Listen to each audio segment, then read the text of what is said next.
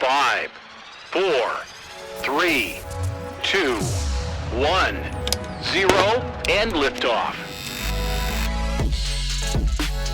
You're listening to Working Forward, presented by Symetra. In this limited podcast series, hosted by Todd Zen, we explore the future of work from a variety of viewpoints and discuss the challenges and opportunities ahead. Welcome back to the Working Forward podcast, where we explore the evolving world of work and discuss how individuals and organizations can adapt, lead, and thrive, and ultimately build a more inclusive future of work. I'm your host, Todd Zen. So if you've been following along, you know that we've reached the end of season 2, or maybe you don't, but I'm excited to announce that our episode here today is our finale for season 2. And we've got a really powerful and thought-provoking episode to wrap out the season. Our topic today it's a big one. We're going to be discussing resilience, and we're going to be talking pretty boldly and broadly about how do we redefine truly what is possible. So today I am deeply honored to be joined by Chris Waddell, someone whose story is nothing short of extraordinary. It's not easy to introduce Chris. I did some work in preparation, of course, and he's a man of many accomplishments. But I'll do my best to get it started. Chris is a Hall of Fame Paralympic athlete. He's an author. He is a speaker. He's also the founder of the One Revolution Foundation, and among a litany of athletic feats, he is the first nearly unassisted paraplegic to summit Mount Kilimanjaro, and he's really been redefining what's possible ever since that achievement. Chris brings us an unmatched perspective on resilience, reinvention, and what it truly means to work forward. So, Chris, thank you so much for joining us. Welcome to the show. Glad to be here, Todd. Thank you for having me on. So I'm also thrilled to welcome in my friend and colleague, David Schneeweis. He is our Vice President of Workforce Benefit Sales here at Symetra. This is a tough act to follow, but David brings an enormous amount of perspective as well to this conversation. He brings decades of experience helping organizations drive meaningful impact, and he's going to share some really great insights around how companies can create a more inclusive and forward-thinking culture. And he's really going to chime in and emphasize some of Chris's points and how they tie back to us here at Symetra and what we are trying to accomplish. He's also a longtime friend and collaborator with Chris, so he is the perfect person to join us and contribute to the conversation. So David, my friend, welcome to the show. Todd, thanks for having me. And I'm still stuck on the fact you said I was here decades, so it makes me feel really old, but we'll work through that today. So looking forward to the conversation. Well, wonderful. So, today we're going to build on the theme of our episode and even broadly our show. I'm excited to talk about what does it truly mean to work forward? We want to work forward with intention, with resilience, and really with a renewed focus on the power of human potential. So that's a lot. Without further ado, I think we should get right to it. So my first question here is for Chris. And Chris, I would just love it if you could share with our audience a little bit about yourself and your incredible journey. Todd, I love that you call it a journey, because really it is a journey. And I think that when we get to realize the nature of moving from one place to the other, because we always feel like we should have it all figured out right in the beginning, right? But the idea of a journey is that we're continuing to learn and grow and dream as we move along. So, I mean, journey, in some ways, it's tough to figure out where it starts, right? I mean, I think in some ways, it starts with my accident. I had a skiing accident. I was a ski racer in college. I was at Middlebury College. I was skiing Division I. I wanted to prove myself to myself. I think I'd been an athlete my whole life. Like growing up, it's always where I gravitated. They were my heroes. The athletes were my heroes, and it's how I wanted to see myself, and we'll get into a bit of the resilience, because I think that is part of what we saw and what we played as kids. I mean, like as a little kid, that whole idea of playing in the backyard, and you get to be the the hero in the World Series, right? I mean, this is the scenario that you always draw up. It's like, oh, bases loaded, down by 3 runs, and it's 2 strikes against the best pitcher in the league, and you get to hit the home run, right? I mean, this is what we do, and I think that in some ways we lose sight of that as we continue to grow. And as I was looking at college, I wanted to prove to myself that I had inside of me what it took to be successful. I was leaving my youth in a lot of ways and moving into adulthood, and I wanted to prove to myself. And so skiing was where I wanted to do that. And I put out a big goal. I wanted to be an All-American, which was a huge goal, and these kinds of things. And I started training in a way that I wanted to give myself an opportunity each day to prove to myself that I was getting a little bit better. So my goal in dryland training was to push myself to the point that I wanted to quit. And if I made it there and then went past, then I was getting a little bit better. And so I did not get a chance, unfortunately, to prove myself on the snow, because my first day of Christmas vacation, I went home and I returned to the mountain where I'd grown up. My brother and I drove up there and met up with a few buddies, and we took a couple of runs. And this was the 20th of December. It becomes like a second birthday in some days. The 20th of December, 1988. And there was one strip of snow down the mountain, but we were going to train that day. And we warmed up and we took a couple of runs, and then we took one more, and my ski popped off in the middle of a turn. I don't remember anything after my ski popping off. I was conscious, but I broke 2 vertebrae and damaged the spinal cord. And my life changed really significantly in that moment. But I also had a moment when I was in the hospital when I recognized that, like, this was the worst thing that I could imagine happening to me. But at the same time, I was still me. And I think that's a big part of this whole journey, as you say, is the realization of, like, well, I'm still me. And how can these things that have happened to me be necessary steps along the way to becoming who I want to be? I said I wanted to be a successful person. And it's like, well, you become a successful person by dealing with the problems that face you. And you go, oh, well, this is a little bit bigger than I had anticipated. And so I was in the hospital, and funny enough, it was the strongest, I feel like the most powerful that I've ever been in my life. And I think we all kind of have this belief that we're more powerful than we've ever demonstrated. And it certainly was true for me. But in the hospital, I felt like I had to win the moment with myself. And winning the moment with myself was the way to demonstrate that I was getting better. And it was the way to demonstrate my power. And it's that infinitesimal kind of thing, the really small thing of just winning that moment with myself that made me more powerful.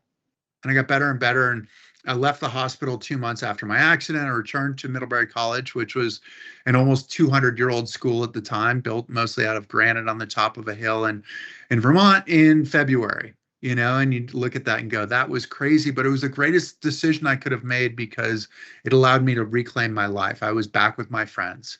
I was back with my peers. I wasn't the guy in the hospital. I was the guy there. And it forced me to learn a lot of stuff that I wouldn't have learned very quickly had I stayed in the hospital, or had I been released to home or whatever. So in 2 weeks, I learned what probably would have taken me months, because I had to. And 362 days after the accident, I started to ski again in a monoski. And I am sorry, I am deceiving your public by saying that I started to fall in a monoski. I'd never seen one. I'd never seen anyone ski in one. My coach had seen people ski that summer. He'd been training out at Mount Hood, and he saw some of the guys on what was the U.S. disabled ski team at the time. And I came back in the fall, and he said, we want you to be part of the team. We want to get you a monoski. And so he got me the monoski, and it arrived in the middle of exams. And so we went up to the mountain and went to ski. And I just fell over and fell over and fell over. And there's a part of it that you go, okay, well, falling is part of learning. but I didn't understand something that I had known so well in my life, like the ability to move on the mountain, to get from place to place. Suddenly it became much smaller, and it became much harder to figure out how I could get to the place where I would have just sort of stopped before and not even thought anything about it. It took me forever to get there. When I finished my first run, it took me about an hour to take my first run on a relatively easy trail. And I was skiing with my father and mother and brother, and they said, "Well, do you want to take another run?" And it took me a while to think about it. I was like, I don't know if I could do that again. I don't know if I could do that run. So it was that hard. About 2 weeks into the process, I went to my first race, and something kind of clicked. Like, there's a way that you carry yourself as a ski racer. Before the race, we inspect the course. I started inspecting the course like I knew what I was doing. I did know what I was supposed to do. I didn't necessarily know how to do it. But it was an interesting just click in my head that said, you are a ski racer. And I actually won my first race. It was not a huge race by any means, but I won my first race and went fast enough that I had a qualifying time for the national championships. So I started doing that, and sports were how I defined myself as a kid, but also afterwards, they were how I reclaimed my pride in my body, because the accident had taken so much of who I was. To recognize that I could sweat, that I could fall down, and I'd still be okay, that I wasn't delicate. When I was in the hospital, I felt like my spine felt like one of those fluorescent light bulbs, the long light bulb tubes. I felt like I was going to shatter. And it was nice to know that I couldn't shatter. And so from there, I ended up going and, eventually making the U.S.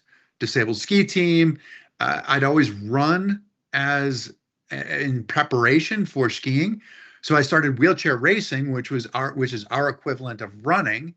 I had seen these guys race in the Boston Marathon before, and suddenly I had another sport. And part of it was following your heroes. Like, I mean, I tell people all the time, I am greedy when it comes to heroes. Like, I pick up heroes all the time, and one of my heroes was a guy named Jim Martinson, who was a guy that I skied with. He built my first mono ski, but he also was a Boston Marathon winner.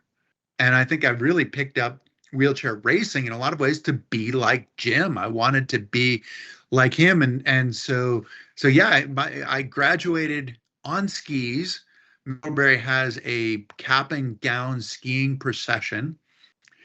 Graduated on skis, hopped on a plane the next day, flew to Colorado, and became a full-time athlete, and eventually went to 4 Winter Paralympics and 3 Summer Paralympics, and won 12 medals on the winter side and won one very significant medal on the summer side. So yeah. So I think in a lot of ways that was a part of my journey that eventually led to Kilimanjaro as well. And I think that Kilimanjaro came about because I'd been pushed by passion. That was the thing that motivated me. It got me up earlier in the morning, one more set, one more rep, that kind of thing, pushed me to the point that I wanted to quit and then move beyond it. And I felt betrayed by my passion when I retired, that it had brought me to the top of the mountain, but at the same time, then I fell off a cliff and fell into complete obscurity and suddenly became the guy in the wheelchair and had to go through what most people go through right after the accident. But I had to go through it, and the depression of just going, who am I? Will I ever be good again? Did I peak at 25 years old? What am I going to do? And Kilimanjaro was ultimately about taking what I had done, the success that I had done, the exposure that I'd garnered, to be able to make a statement about myself and about 15% of the population that's effectively invisible, the people with disabilities who we're taught not to stare at someone who looks different when we're when we're little kids. We become invisible, and I wanted it to be about the human part of not, oh, it's too bad what happened to you, but instead, like, what do you do? What do you have to teach me? And Kilimanjaro was about a lot more than me. I wanted to get to the top to show that we're all climbing a mountain. We're all going to struggle, and those who struggle best are the ones who are most successful. And sometimes those struggles can really be a huge benefit to getting to become who we want to be on that journey, to realizing ourselves in that journey. So.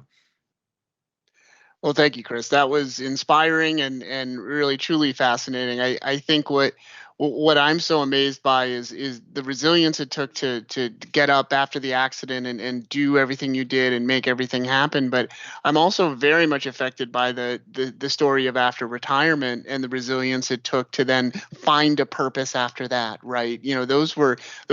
Both those achievements took a tremendous amount of resilience, and I think they really should be highlighted and venerated. It's a wonderful thing.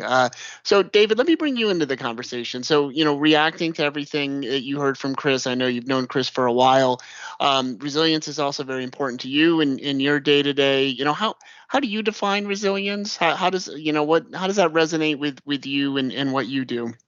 Well, I'd like to say I climbed a Mount Kilimanjaro or did something like that. There's just no way I could follow Chris's story and his journey. But I will tell you that, resilience looks different to everyone. It looks different to me. I was reflecting on my life and thinking about failure has been a huge motivator for me.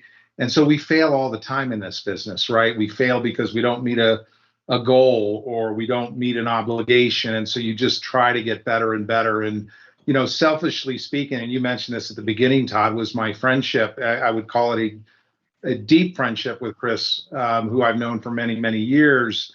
Selfishly, I think that hearing his inspiring story reminds me that I can do better and I can do more. So sometimes we need people around us to remind us of that. And I would say this, that you think about our industry today. I mean, it does require a tremendous level of resilience. Our customers, our brokers, our sales reps. And what I like is that what, Chris, you've demonstrated through your own personal journey is this idea of resilience and helping us all reimagine what's possible. And so, I love that Chris is now a brand ambassador for us, because I selfishly get to listen and hear his story, and more importantly, watch people react, because we all have our obstacles and our challenges. And I know Chris could talk a lot about challenges he overcame, even beyond what he just described. But our industry is wrought with challenges. And so being able to lean on someone else's story and see what Chris has done, I think reminds us that, we can always find different ways to achieve the goals that we need. We might fall down, but we're going to get up and do it again, and we're going to do it better. So. Well, that's fantastic, David. I couldn't agree more. Chris, kind of bouncing this back to you, I've had the pleasure of hearing you speak and how you tie some of the themes of again, your journey and the things you've been through to this idea of resilience, and then transitioning it and translating it, I should say, to kind of how do we cultivate that in our teams, that we work with every day, as David mentioned, in insurance. I think in any industry, though, I think business is tough. It doesn't matter what you do. You're always getting knocked down. So how do you translate some of those lessons into kind of those of us in the business sphere, the insurance sphere, kind of trying to live these values day in and day out? I think part of it, I mean, Dave obviously talked about the idea of surrounding yourself with great people. No one has cornered the market on resilience or motivation. Like we need other people, and we need to hold ourselves responsible to other people. I'm a big fan of big goals and saying them out loud, because then other people know that I've stated that goal, and we're beholden to that. We're responsible to that goal that we set up. And so I think that a part of it is, surrounding ourselves with great people, but also looking at ways that we can get better. I think that sometimes we have a big goal, but the personal journey part of it is how we get better as individuals, how we're able to contribute more, how we're able to gain skills. I mean, it's the most intoxicating thing that we do as human beings, right? When we improve at something, we're like, well, I want to go do that again because I'm seeing results.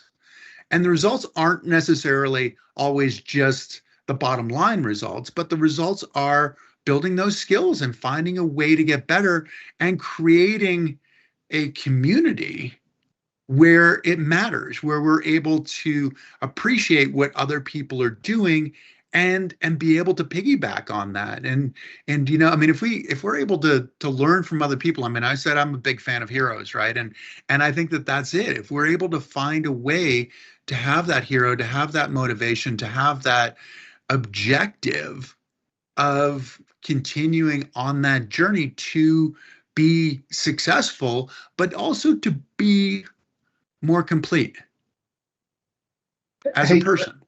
Chris, if it's okay, Todd, I'd love to ask Chris a Please, question. no, jump in, please. Because it resonates, and I think about your story that you've told around your climb of Mount Kilimanjaro and this idea that you were going to do it unassisted. And you got to a place in the mountain where you couldn't do it. And, I want you to talk a little bit about what that experience was like for you.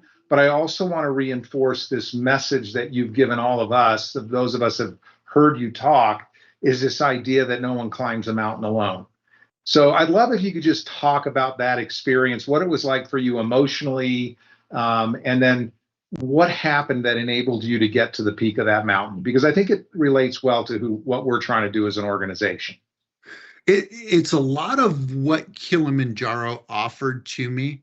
Before I was a ski racer and I was a wheelchair racer. And while I was on teams, it really was a lone wolf kind of thing. When you went through the start, it was you. You were the only one who was there. And obviously there were training parts of it that you worked with teams and you learned and grew from your teammates. But it was really more of a lone wolf kind of mentality. And looking at Kilimanjaro was about how are we completing ourselves? And I think I didn't go into it with the objective of being more of a team player, but as I looked at it, it was the team that really benefited me. I felt like if we didn't tell the story, it didn't happen. And so we had a team that was doing the documentary film and going through what was the story, what was an appropriate story, how could we do this, how could we fund it, how could we find viewers for it, et cetera, et cetera. Like there was a big question to answer, many big questions to answer. And the vehicle, how did we get to the top? My guide Dave Penny was one of those guys who was always tweaking my vehicle and helping me to build that vehicle. So the only way that I saw success was that I had to be the first one to make it to the top, was that lone wolf kind of success. If I was able to do it unassisted, then I could take that moment and make it a bigger moment. But I had to be the catalyst to make that happen. And the recognition and the point where they had to carry me, and obviously that recognition didn't happen in the moment. In the moment, I felt like I'd failed. It was abject failure in the moment because they carried me and I wasn't going to get to the top under my own power. But in continuing to look at the situation, it was the greatest gift that I could have received, was this idea of working with the team. And everybody was contributing in such a way. I think I probably had the blinders on because what I was doing was so important, if we want to look at it that way. And really ultimately seeing the contribution that everybody else was making and how important that contribution was to be able to get to the point where we were successful when we made it to the top. And when we made it to the top, that resonated that much more. I mean, the ripple effect of what was happening was really the important part of saying there's so many different elements of what this challenge is, and how can we find a way to address the objectives. The objective was really to bring people together, to say, hey, we're all climbing a mountain. We're all going to have our struggles. We're all going to have to find a way to be successful, and to be able to tell that in a way that people can look at it and say, you're talking about me. You're not talking about you. And I think that really ultimately that teamwork was the thing that turned it around and said, it's not about you. You're talking about me. And ultimately we're on the same journey. This is the human journey that we are on, Todd. And we are flawed beings, but we're trying, and we're learning, and we're finding a way to continue to get better. Well, I think that's extremely well said. And I want to go back to the themes that you really both brought up. And it's this concept of teammate. We talk about teammate a lot here at Symetra. It's really central to what we do. Of course, it's an internal element. I'm thrilled and honored to work on a team with David, for example. I love our partnership and my partnership with all of our leaders. But we think of the teammate term more broadly as well, right? We're on the same team as our broker partners. We're on the same team as our clients. They're our clients, but we're all collaborating together as a team to create fantastic outcomes, or the best possible outcomes. So, David, I want to ask you, what do you think makes a great teammate? What about this teammate messaging resonates with you in your day to day, and also when you're out talking with our customers and brokers? Yeah, I think it's such an important word. And I'll be honest with you, prior to Chris coming aboard and hearing his story and thinking about all the things that he's done and how teammates played a role in his success of the climb of Mount Kilimanjaro, I think we underestimate the value of the team to achieve our goals. And I would argue, being in this business for decades, as you said, is that our customers and our brokers often think it's on the backs of one person to solve a problem. But there's a lot of people behind the scenes who truly make a difference. And as I've been on this journey in this business, and I've been with a number of carriers, I don't think there's any carrier that does a better job than we do around leveraging our teammates across the organization, whether it be the level of communication that occurs, or anyone on our team at Symetra willing to roll up their sleeves to solve a problem. You just don't see that across the industry. You see a lot of silos within certain organizations. And I think we've done a nice job to remove silos, to drive a level of inclusiveness that really promotes this idea of the teammates around us to make sure that we deliver on our promises and we deliver a strong customer experience. And I do think, Todd, to your point, our customers need teammates. They may not know it. They may not know that their carrier needs to be a good teammate, not a good vendor, a good teammate that says, you know what, the mistake was made. We don't care who made it. We're going to help you solve it. So a very powerful term that I think, with Chris and your story, and as we continue to promote our brand in the market, it can be a very tangible word. It's not just, some arbitrary statement. It's how we behave. It's the story we tell in the market. And it's what we do when things are difficult for our customers and our brokers. Yeah, I agree, David. I think that's also extremely well said. So, Chris, I want to turn the question around on you a little bit. You've obviously been a part of some illustrious teams. You're an extremely accomplished individual, so I'm sure a lot of folks would want you as a teammate. But what made you choose? Why were you interested in becoming Symetra's teammate? I think it's a great question, and I think a big part of it is being part of a team. A lot of why I connected with Symetra and wanted to be a part of it was because Dave has been one of the best teammates that I've ever had. We've been able to work really well together, and in a lot of ways do things that people didn't really think were possible. He was super helpful to me to put me in a position where I could be successful and make an impression that made his job easier and more fulfilling. and you look at that and say, I'm attracted to teammates. And so one, Dave is one of the best teammates that I've ever had, but also knowing his connection to Symetra is something that takes that personal relationship and say, okay, it's much bigger than us because he's put himself in a situation where he's supported by a great team. So he's supported by people who are like him, and he wants me to be a part of it. And that was really attractive because we have a limited time, right? I mean, on this earth, we want to make a contribution, and we want to be in a place where we can be as successful as we can, and where we're supported and pushed to achieve that success. And I think that that's exactly why I wanted to be part of Symetra.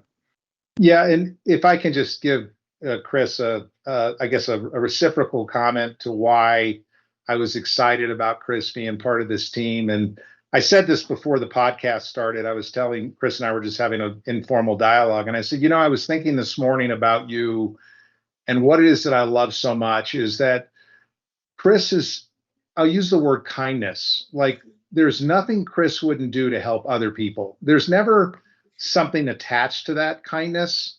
And I think that it sort of reinforces who we are as an organization, right? We brought Chris out. Chris, you've been out in market with a number of our brokers and some of our reps, and you're always willing to stop and have a conversation with someone, even if you're tired, even if it's been a long day and multiple meetings, and that makes you a great teammate. The fact that you'll share your journey, you're always very insightful around what we're trying to accomplish, and just bring full circle this idea of wanting to be a teammate. And I couldn't be more excited about the journey we're on together. And we're so early in this process. We're learning each and every day. And so, no, I think, having Chris as a teammate is powerful for the entire organization. And, we'll continue to find ways where Chris can help others within our organization be better at what they do. Yeah, I think that's fantastic, and I'd like to share why I'm so excited that Chris is our teammate as well, because I'm deeply excited as well. Your story is obviously inspiring, but I think it also ties very directly to what we do at Symetra, and that's helping people, inspiring them in some of the most challenging moments they may face in their lives. Right, like we sell life, disability, supplemental medical insurance, and workforce benefits. It's easy to think of these as commodities or insurance products, but peel that aside and think about the human element, right? What is life insurance? It's something that people depend on when they're grieving, when they've lost the support of someone financially. I mean, some of the worst days you can have in your life get tied around a life insurance claim, of course. Disability, sometimes these are maternity absences, almost like sort of happy leaves of absences, but many times they're not. They're significant medical challenges that people face. Supplemental medical, we sell critical illness insurance, right? That's something that supports people potentially after a life-altering cancer diagnosis, right? So having someone who we can speak to and speak as part of our brand, you've lived some of these challenges. You've also proven that with resilience, you can come out even better than where you started, right? That's who we want to be. We want to be the people that support people through these challenging times. Of course, financially, right? There's a huge financial element to everything we're talking about, but it's more than that, right? It's being there for people when they need us most. It's a bit of a cliche, but I also think it is absolutely the case. So, this is such a fun conversation, and it's just it's amazing to have you out supporting the brand. It really is. Thank you. It's my honor.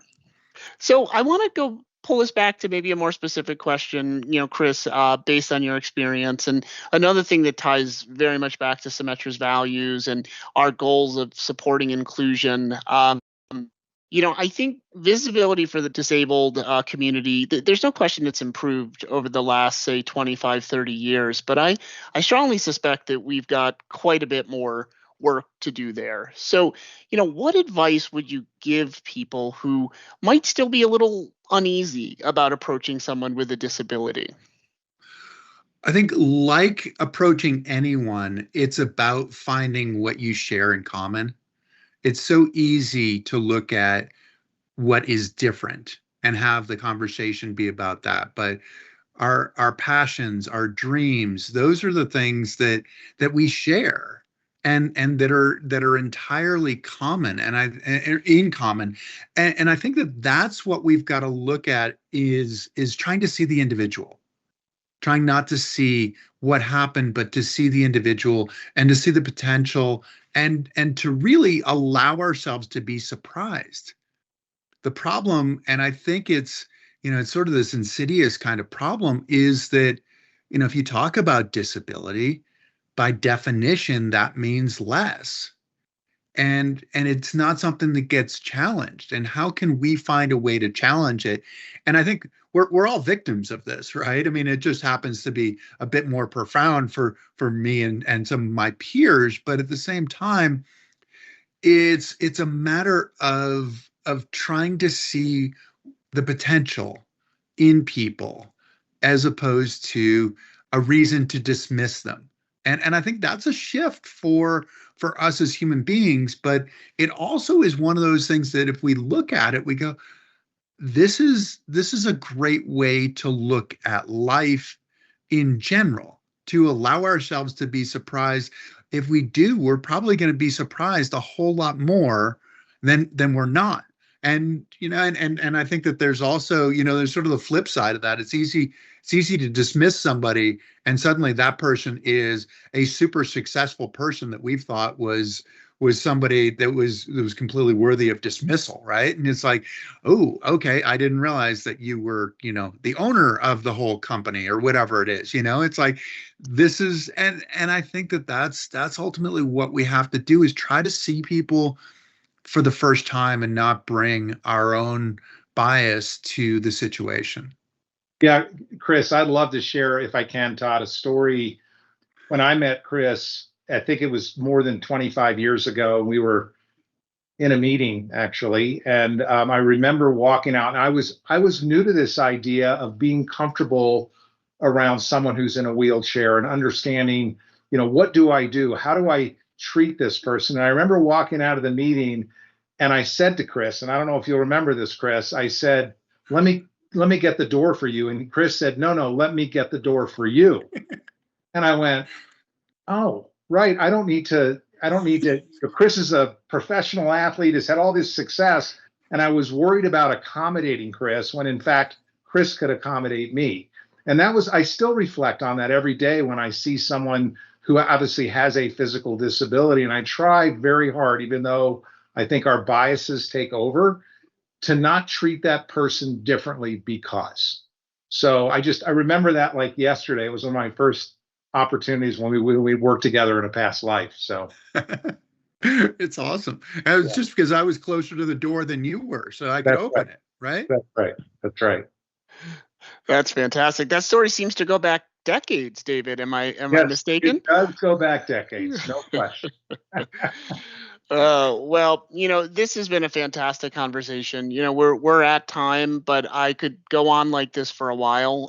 But I do want to give you each a chance for a last word. At risk of being repetitive, I guess I'll go with this one. David, what makes you most excited about this partnership with Chris, and what does it mean to Symetra going forward? And then I'll ask Chris the same question, kind of in reverse.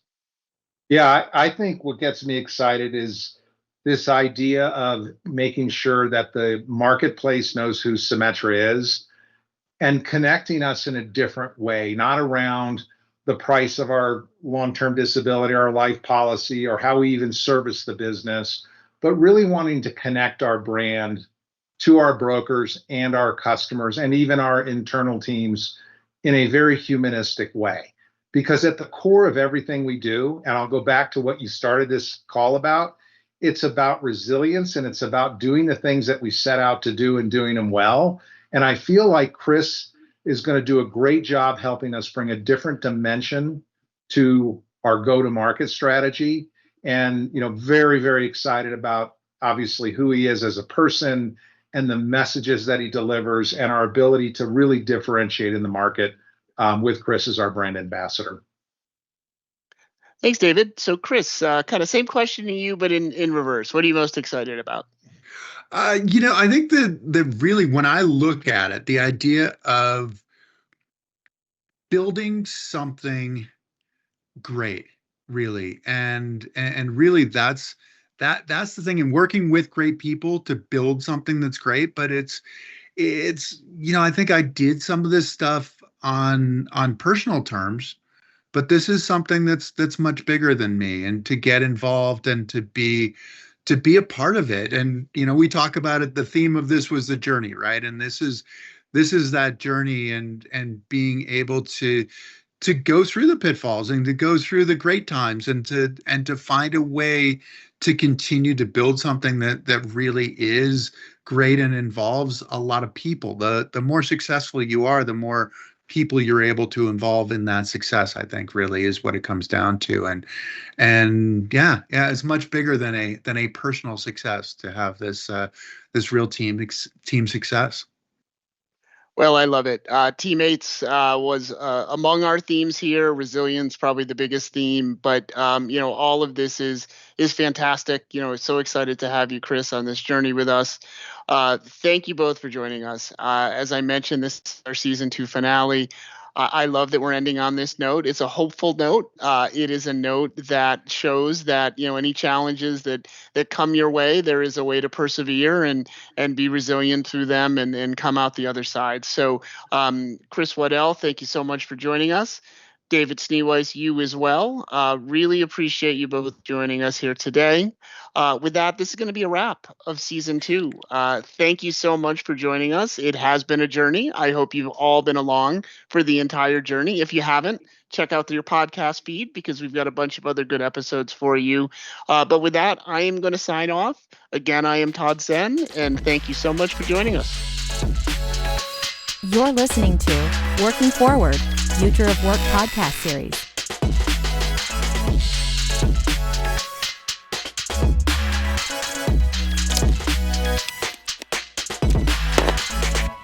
The views and opinions expressed in this podcast are those of the host and do not necessarily reflect the official policy or position of Symetra Life Insurance Company or its affiliates.